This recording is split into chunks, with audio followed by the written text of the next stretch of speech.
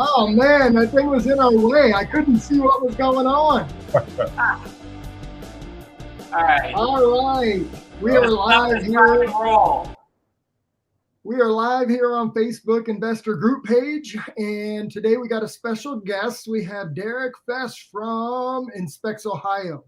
So what we want to do is we want to talk about inspecting what we expect. When we put an offer in, we don't want to just, especially if you're out of state, put an offer in and not have any inspections done for that property.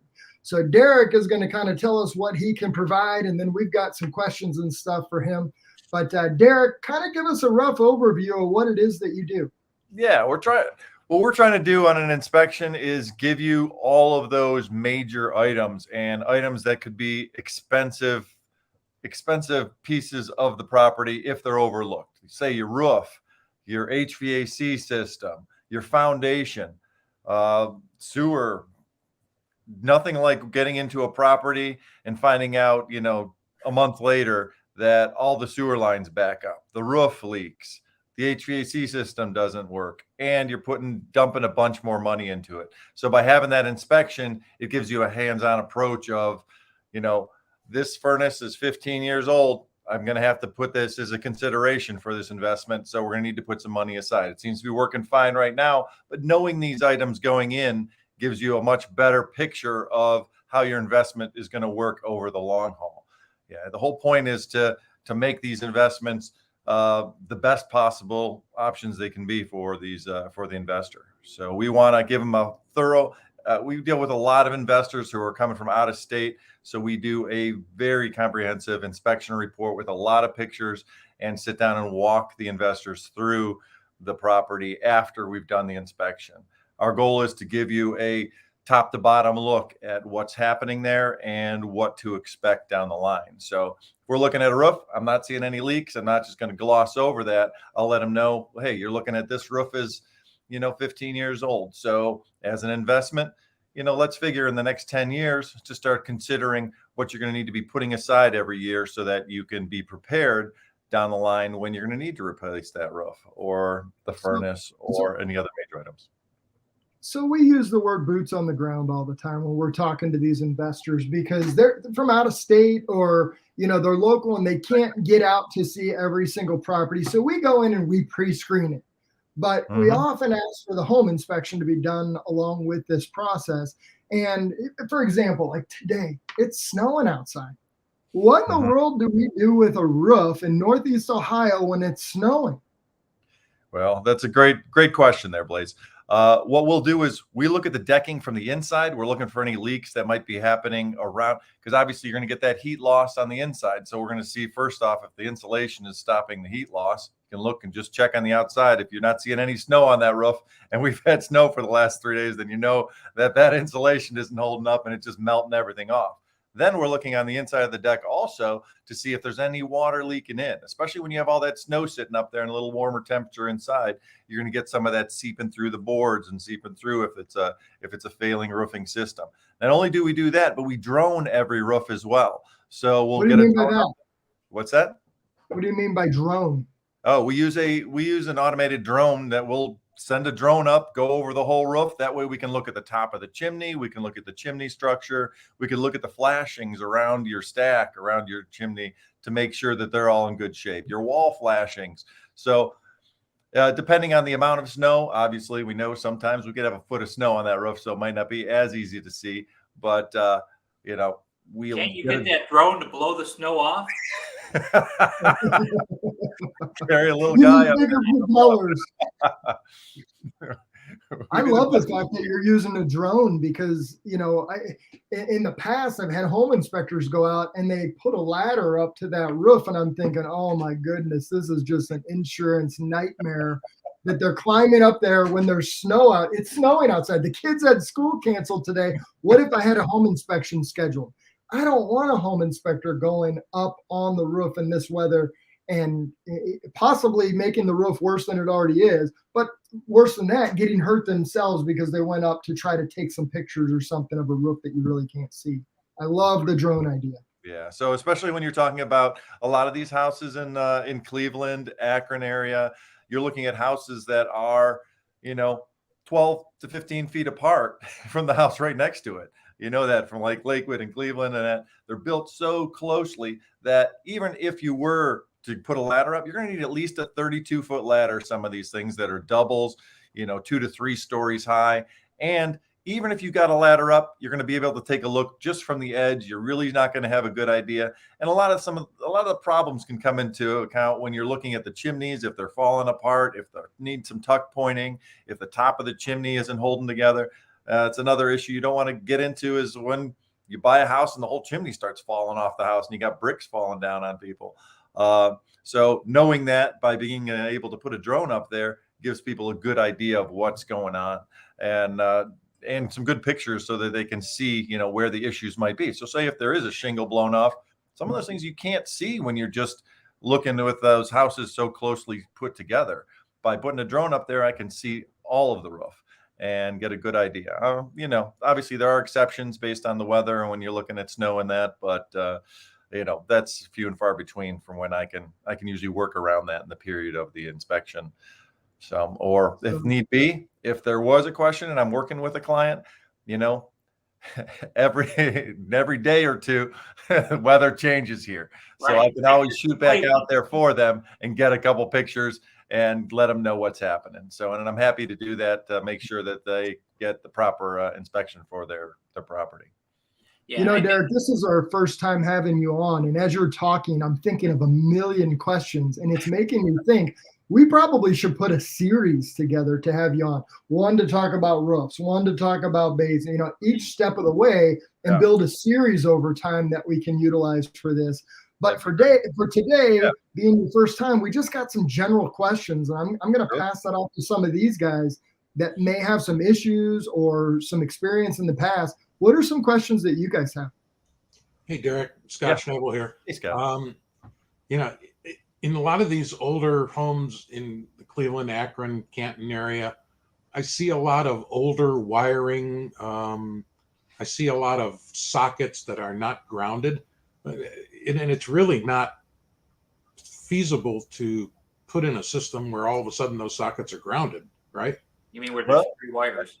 Actually, they're, that's I get this question a lot because a lot of the old houses, I see this very common. They'll go and they'll replace those 2-prong outlets with 3 prongs because that way everything fits. Not the best way to do things. It's kind of avoids that whole, it makes you think there's a ground, there's not a ground. If they want to correct that issue and make it safe for their tenants, put in GFCIs in place of the 2-prong outlets or go back to the 2-prong outlets. So that's usually what I'll suggest when I make those notes in the report. Either they're going to have to to pass things like Section 8 inspections, you're going to either need to have a GFCI there or you're going to need to go back to those 2-prong outlets. So if you're looking at, having that guaranteed money coming in from Section 8, then those are things that you're going to have to take into account. And you should take them into account anyway. So you don't want the wiring in the wall overheating because someone's taking a shortcut by putting a 3-prong in where it should be a 2-prong. So that's a nice way to explain how those GFCIs work when you're still only using 2 wires. It's still, if it overworks the circuitry, it will trip instead of actually, burning up the wires inside the wall. You'd rather, and that's what it does. So if the circuit is drawing too much juice, so say you're holding the 2 wires together and on a plug, or your heater that you've got is malfunctioning and that electric heater starts shorting out. Well, instead of it also heating up those wires inside the wall, because it would be a direct connection all the way to the electrical panel, it's going to trip that circuit right there on the outside. That's the reason right now in any new builds that they require arc fault, which is like a GFCI in the breaker box for every bedroom nowadays. So not only do you have GFCIs, which are going to be in your kitchen, your bathroom, your exterior, but in every bedroom now in any new build, you have to have an arc fault, which is, it's like a GFCI, but in the breaker panel, and it'll trip to make sure that you don't end up with that shorting wires inside your wall, and that can cause a possible fire. And the truth is the GFCI is an inexpensive fix for a lot of these older homes. Oh my gosh, just I got to put through the entire first floor. Yeah, it's a simple fix, and a lot of these older houses, it's just a common thing that you're going to see that there's 2 prongs that people have switched out the 3 prongs. These houses have been around for 100 years or 120 years. I've seen on some of them, and people make updates and make changes, and there's just safer ways to do things. And so that's the whole thing is we're going to go through, we're going to test the outlets, we're going to see what's happening, and I'm going to let you know, where some of these issues come into play so that you can address them, or at least be aware of what's going on. How often do you still run into knob and tube wiring?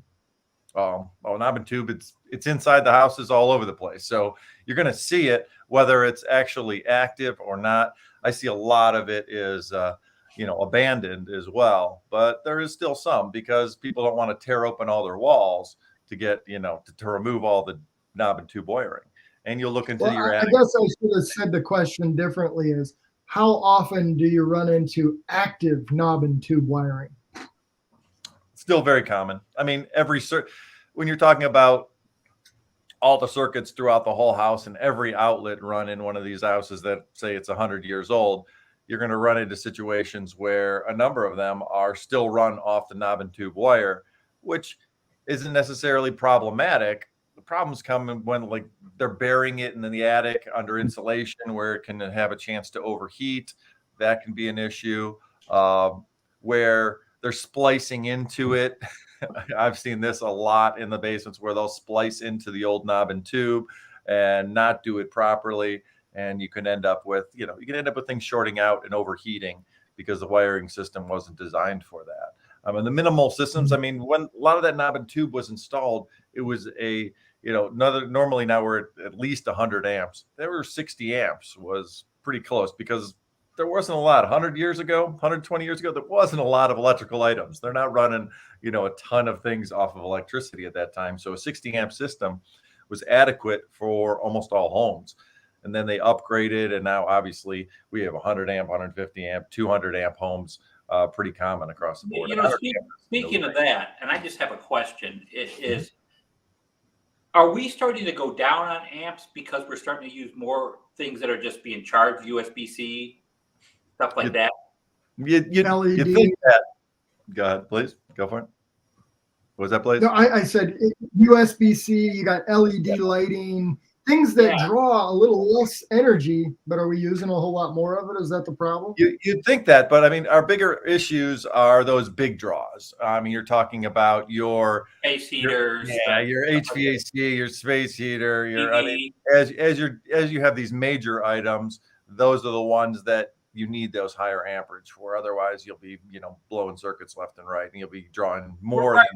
I get that, but as a whole, are people starting to use less energy? Because all your let's see, your freezers, your refrigerators, all those are much more efficient than they ever were. Oh my gosh, yeah. The amount of draw that you used to have on a standard chest freezer compared to now, you're probably using 50% more or 50% more power back then than you are now. And they're reducing that because we have such a greater base of people now. As we expand out and more homes and that, they need to be able to find a way to get power to everybody. Obviously, if we're talking to people out there in California, the power issues. So blackouts rolling. Yeah.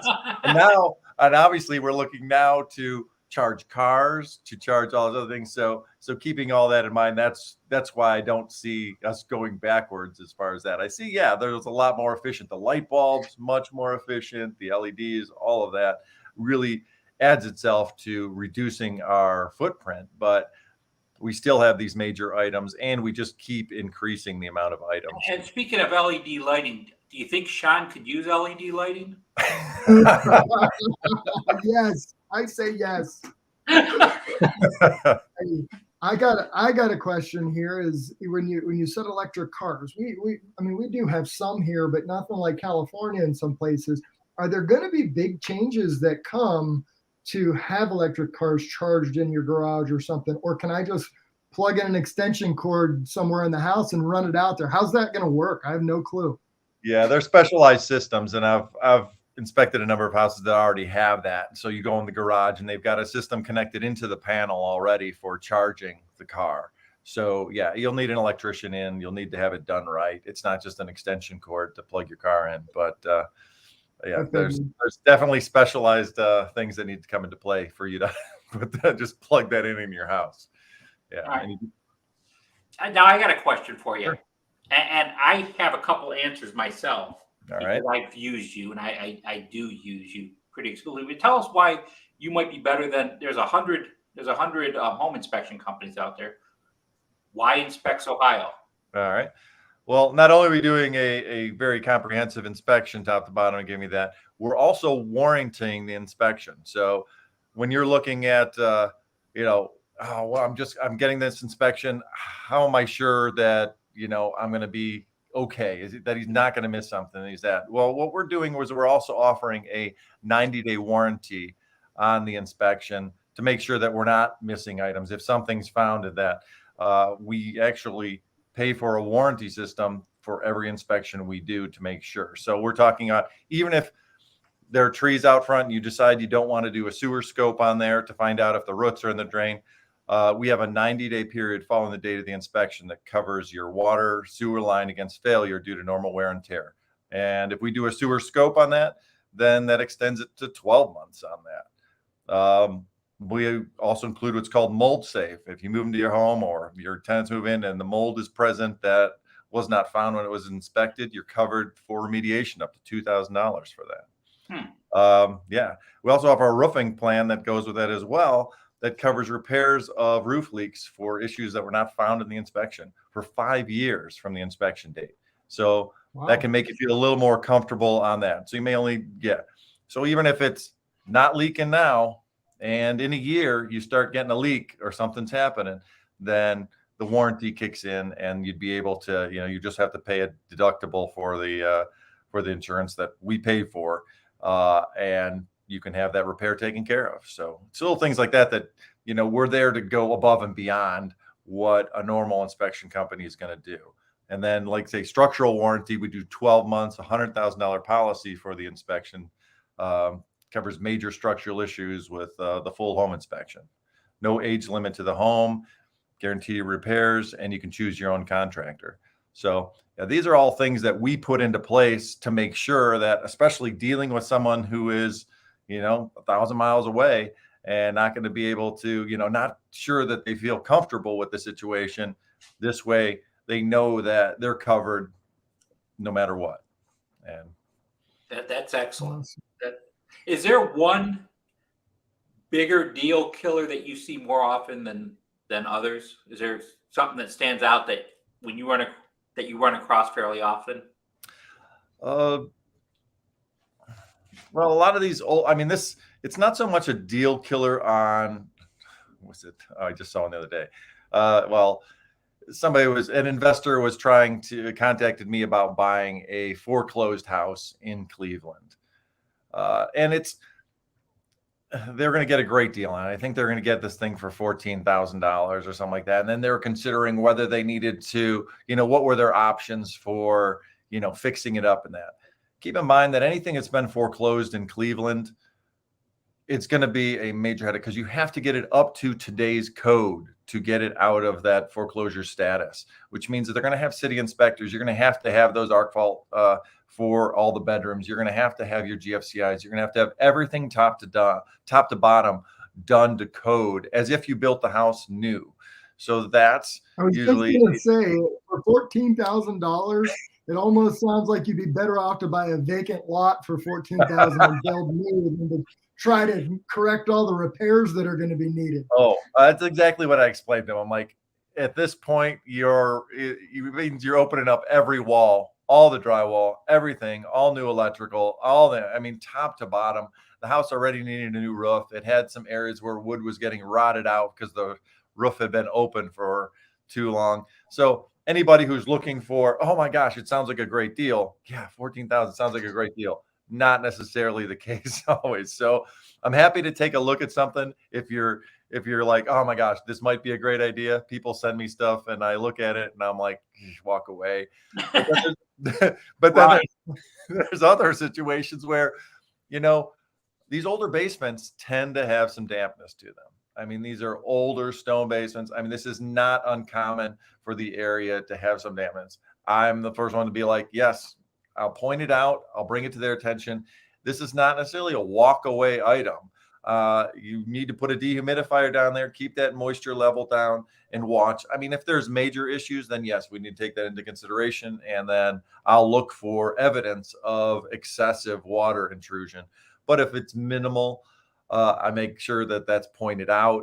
And then we look for some of the causes. So we're checking those downspouts, making sure that that's away from the foundation, making sure that, they got proper drainage around there to alleviate that additional water coming in. And quite often I can find where the failure is in the drainage system, so that I'm able to point it out and say, all you have to do is do this. Maybe we eliminate using that in-ground drainage system using the existing tile and drain externally onto the driveway or onto the property about 6 feet away, so that we're not getting that water draining into the foundation. So as far as major things that drive people away, you're talking major expenses. When we look at roofs, that's a big item that some people don't want to get into paying for, and that I see more people walk away because we look at the roof and the roof is failing, or a lot of bad ideas have been done to try to repair the roof. I've seen tar slapped over top of slate. I've seen, oh my gosh, the issues I've seen with roofs are ridiculous. And those, when people are like, oh my gosh, well, that just replacing that roof is going to cost me $15,000. I don't know that I'm looking to spend that kind of money right now on top of buying the property. And then, that's where you have to look at it. But as an investment, if you spend that money now, then you're good for the next at least 30 to 50 years with the existing roofing system. So it's putting all your ducks in a row and saying, okay, here's what I do. Do I want to pay that money now? Do I want to pay it later? What am I looking at? How much money do I have to work with at this point in time? And everybody's different. So one thing that might throw one person off, the next person might be like, oh, roof, it's a great idea. I'm just going to replace that. Not a problem. I never have to worry about that again the rest of the time I'm there.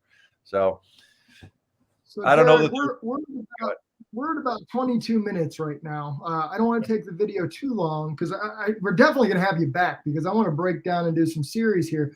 But real quick, before we sign off, give us a list of the types of inspections that you do, so that our investors know.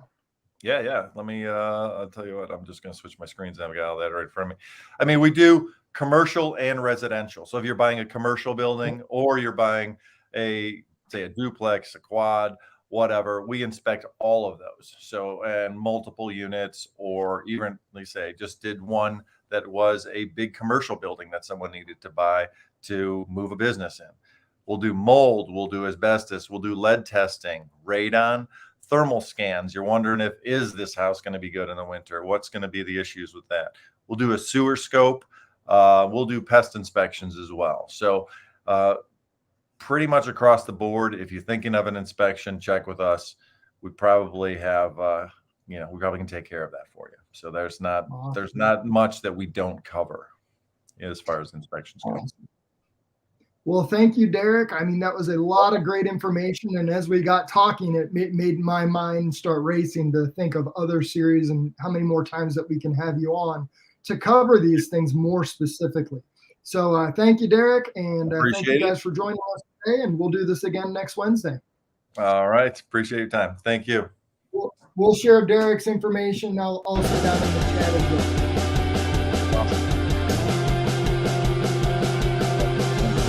Damn and rock music.